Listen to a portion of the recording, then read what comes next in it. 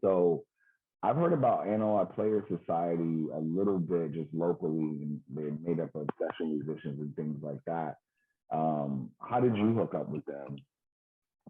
An email one day, or either an email or I was hit up. I think I was hit up on social media initially, and then ultimately an email.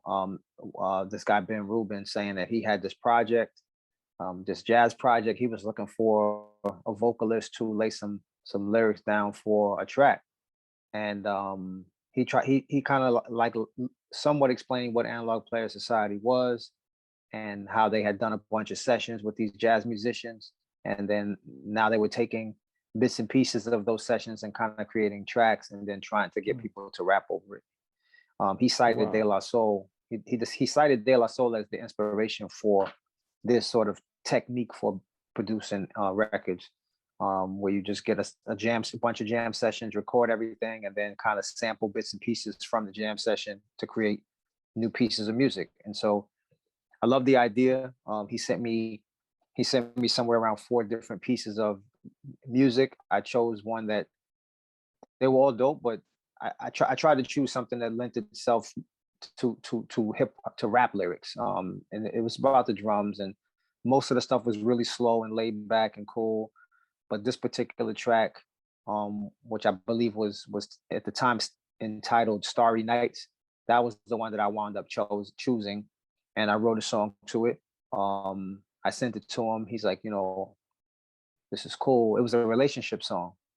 Hmm. He's like, this is really a cool song that you wrote, but I was really looking for something a little bit more, you know, more specific to the times that we're living in now.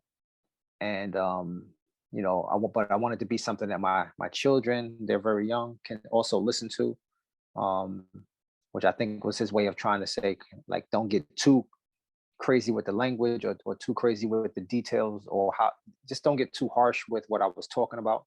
So Hmm. I was like, normally I don't go back and do records. When you don't give me any direction in the beginning, I write what I'm inspired to write. But Right. he asked me to try to go back at it again, and I looked at it through a new lens with his information. He actually cited a song from my most recent album with Marco Polo, a song called "American Me." He said something in that lane, and once he said that, I kind of knew what he was looking for. And so I went back and rewrote the song, and the result was this song that we eventually called "Home in America."